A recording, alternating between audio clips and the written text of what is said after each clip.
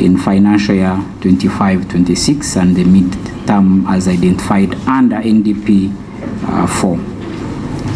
Chair and members, our major objective as the Gaming Board, we were established by the Act of Parliament to supervise and regulate the establishment, management and operations of gaming activities in Uganda and protecting citizens against the adverse effects of gaming.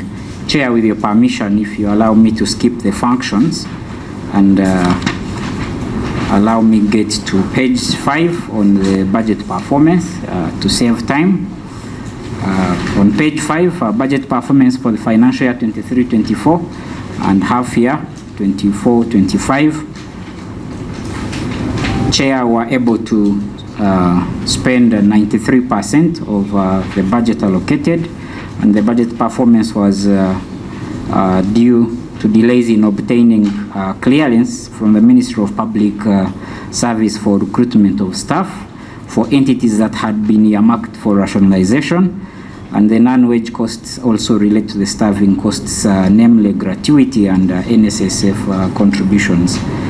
Chair, the half-year performance of this current financial year at 37%, and the underperformance, Chair, in wage and non-wage budgets in quarters 1 and 2 indicated above is attributed to on page 6 on wage. This was due to the ongoing recruitment and deployment of staff. The new staff were deployed at the end of second quarter, and we are continuing with that process. We have so far onboarded 39 staff out of the 43 that had been advertised. And also the non-wage component, which contributes NSSF, some consultancies that are under procurement, acquisition of assets like vehicles and ICT equipment, and gratuity, which is normally paid at the end of the financial year. That status has changed as at March, though I don't have the copy of the update here, Chair. Chair, allow me go to the achievements of the financial year for 23-24. Chair, the board, the National Lotteries and Gaming Regulatory Board generated revenue amounting to 194 billion, above our initial target of 140 billion. And Chair, this is majorly attributed to improved compliance and stakeholder collaboration, especially with the Uganda Revenue Authority. The board approved and issued 81 licenses, surpassing the target of 75, and this was due to the introduction of the software licenses that we started issuing to software providers of gaming software. By the end of the financial year, Chair, 1,397 certificates of premises licenses had been issued out of the 1,500 license, and this is an ongoing process, Chair. Our licensing is calendar year, not financial year. Chair, the board received 32 complaints, of which 23 were successfully resolved, while 9 remained under review at the end of the financial year. This is due to non-appearance of the complainants. Additionally, 5 disputes were dismissed due to non-appearance of the complainants. The board intensified enforcement efforts, leading to confiscation of 996 unlicensed gaming devices. We also closed 12 non-compliant gaming premises and issued 29 cautions, and were able to shut down 15 illegal gaming websites. And this is due to increased vigilance by the enforcement team. Chair and members, we set up a call center that is operational, that we are using to provide first line of counseling to problem gamblers and also handling complaints from Ugandans. Chair, we are able to undertake a study on the drivers of problem gambling and socioeconomic effects of gambling, and this is going to help us in policy decisions and regulatory frameworks. Chair and members, the board made significant strides in automation by implementing an electronic licensing system and a national central electronic monitoring system to enhance regulatory oversight and efficiency. Chair and members, allow me go to the first half year achievements. This we've done as at 20th Feb 2025. The gaming sector has so far generated 189 billion in revenue, making significant progress towards the annual target of 240 billion. And this growth reflects the increasing contribution of the gaming industry to the national economy. Chair and members, licensing activities have been robust with 102 applications received, and so far 71 have been approved against the annual target of 80 licenses, indicating a growing interest in the regulated gaming sector. In operation, those challenges, and also operation of gaming activities in remote areas. Mr. Chairman and the Honorable Minister, you remember the time this law, the one who brought up this law, we agreed on the activities, areas where this operation should be carried out.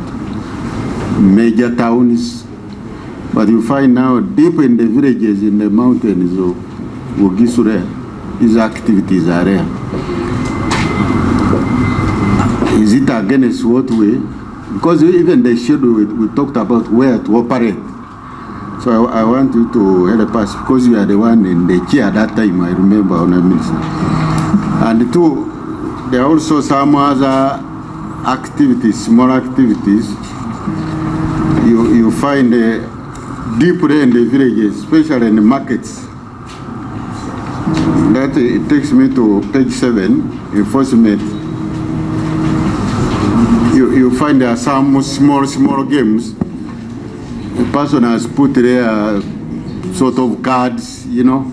How do you, they call it patapotea. It's a Swahili word, patapotea. So you find there, and you, normally children, a younger group normally go to buy items. They follow prayer of this. They go there and say, no, let me use this money to make quick money. They end up losing. How do you categorize? First of all, it's under age group and vulnerable. In my place there, normally women are coerced into that, and they have issues of, you know, family issues. Under age group and a vulnerable age group of people under this. How do you categorize such? Because the operation should be regulated, they should be licensed, but these are better. Someone comes with 2 cards and put it there, patapotea, you allow you to take the first one, you add, you lose. How do you handle such? Chair, I'll speak about widespread operations of gaming activities in remote areas. As my colleague mentioned, I have about 2 markets, and they operate on Wednesday and Saturdays in my constituency. Every Wednesday and Saturdays. When you go there on those market days, the visibility of the gaming and regulatory authority or body, it's not there. Actually, people there, they don't know that you exist completely. And I don't know whether this, with the establishment of regional offices, will solve this. Because it's a big challenge. Children don't go to school, including the business community. You find there are people who are not registered. They are playing cards, but at a cost openly. You put 100,000, you get 200.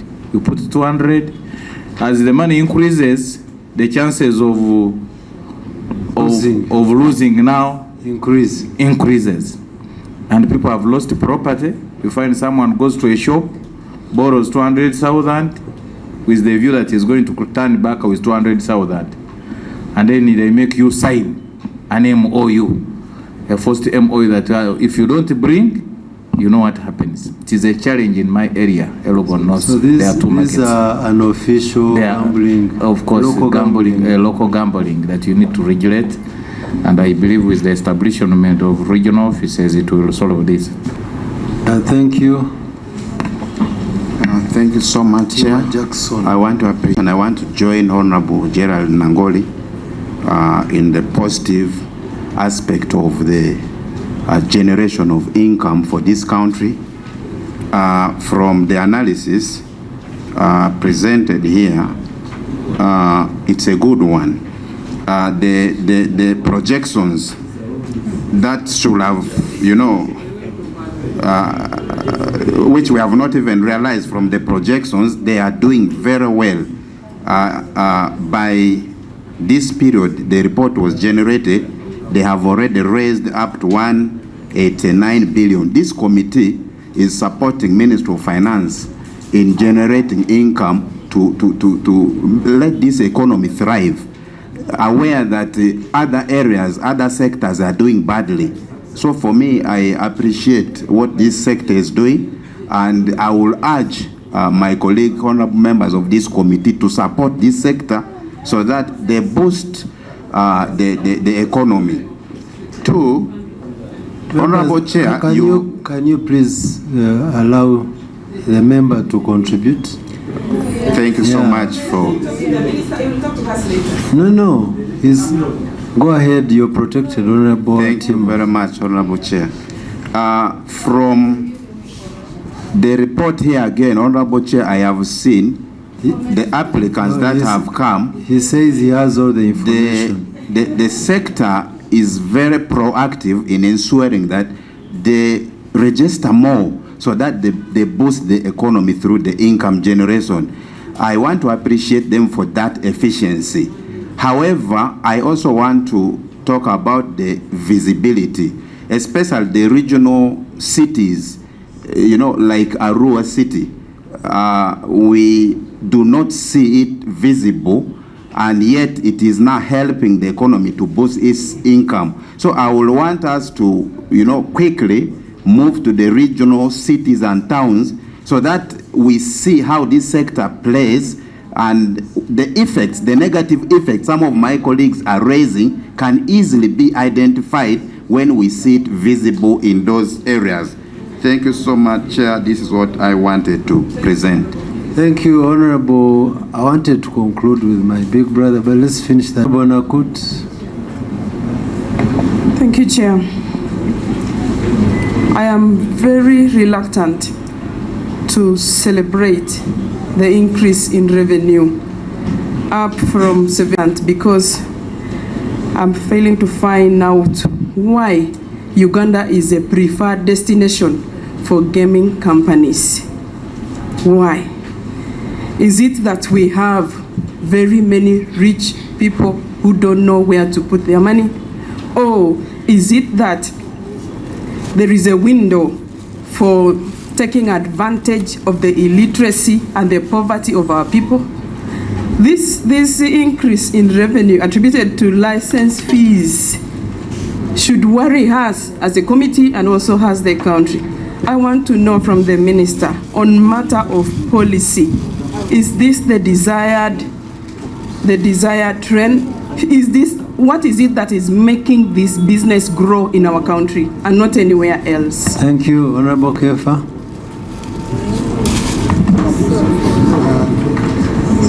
Chair, we should look for money to resources to run government, but we should be mindful of what we leave behind, because gaming is good, but when you go to other countries, it is not extended to the poor. They don't allow, because they will be exploited.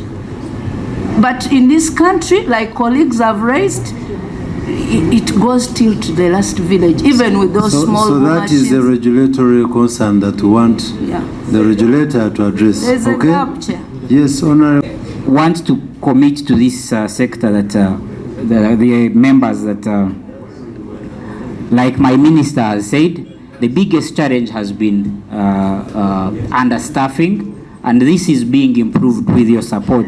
And the commitment is that we are going to continue engaging. We are establishing 3 regional offices. We've already recruited staff for Mbale, Gulu, and Barara that are going to kickstart the operations of ensuring that we minimize on the illegal activities. most of the illegal activities have actually shifted from Greater Kampala to other regions. So the reason we were supported by the Ministry of Finance and yourselves to onboard more staff. I'd like to guide that Dennis and team, please, please go and write to us these details so that we have them by close of business today without fail. And yes, today without fail. Okay? So much.